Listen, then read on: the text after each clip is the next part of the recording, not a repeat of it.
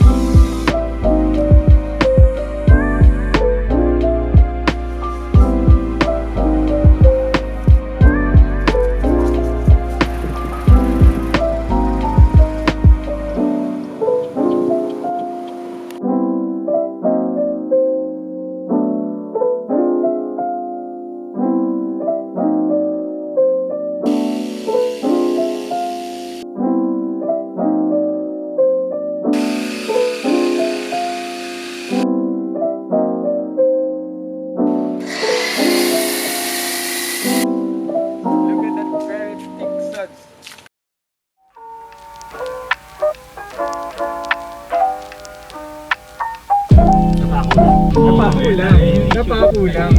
Driver mo issue doon, driver. Pwede na ulit pa ako.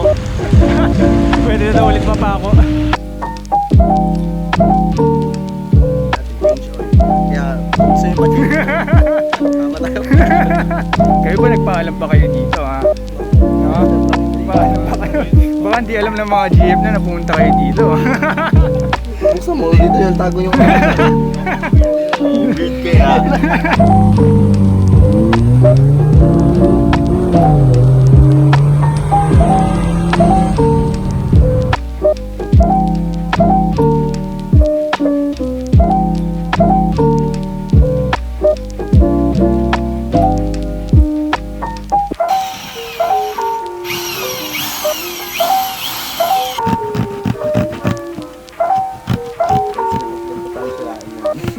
DIY, just do it yourself.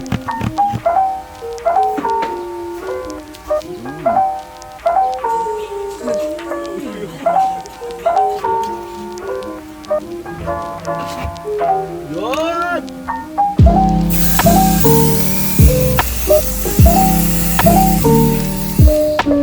Umuwi ba? Mamoy.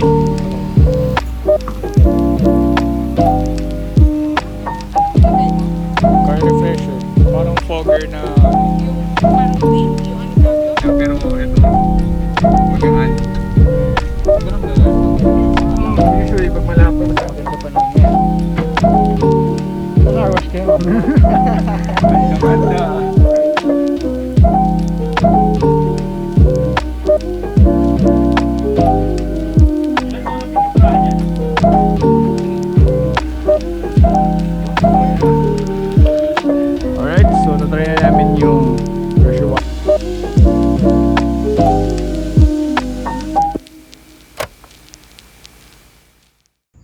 Alright, so basically yan na yung 2021 recap. I just tried to make it short para hindi masyadong mahaba. So hindi lahat ng mga in-uploads ko within this year ay nasama doon. So check mo na lang yung channel ko para doon sa ibang mga videos na yun, yung mga ibang DIY tsaka iba pang vlogs. Ano. Especially kung bago kang viewer, nag-subscribe lang somewhere mid-year. So madami pa yan, check mo na lang, baka matipuan mong panoorin. Ano.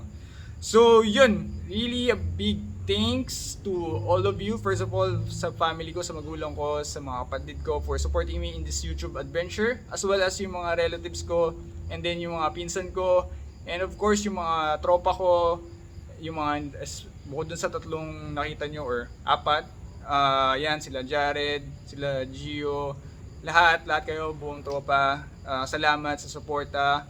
And then yun, yung mga college friend ko din, sila Jimmy, Water, tsaka sila Migs, and yung mga nakilala ko, lahat kayo, really big thanks sa pag-support sa akin dito sa YouTube adventure na to. And of course, kayong mga viewers, tsaka mga subscriber, yung mga nakafollow sa IG ko, at tsaka yung sa Facebook as well. Ano? So, big thanks sa inyo, yung mga nakaka-interact ko sa mga comment section, tsaka sa, dito sa messengers, Facebook chat.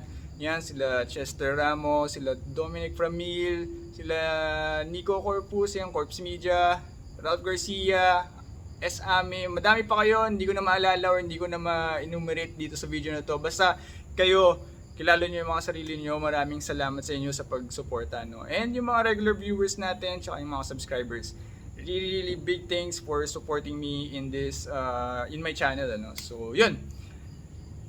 Madami pa tayong video sa i-upload next year, so abangan nyo na lang. In terms sa INNOVA, wala masyadong mechanical na DIY kasi yun nga, okay pa naman siya. Change ng fluids, yun yung shocks and linis sa interior, tapos detailing. So yun, most likely plans, may nagsuggest si Chester Ramos. So most likely baka yung B pillar, ayan, gawin kong black para clean look. And then baka yung headlight palitan ko na rin kasi hindi na kayang lihain or kailangan ng buksan tapos lihain yung loob para matanggal yung dilaw. And basically yun lang naman yung mga naisip kong plano for now sa INNOVA. But yeah, let's see, abangan natin next year kung ano pa pwede natin gawin na DIY video. Ano. So yun, really big thanks sa inyong lahat sa pag-support sa aking channel, and I'm wishing you a happy new year, no? So yeah, big thanks talaga sa inyo lahat sa pag-suporta, no? So thanks for watching and see you on the next vid. Alright,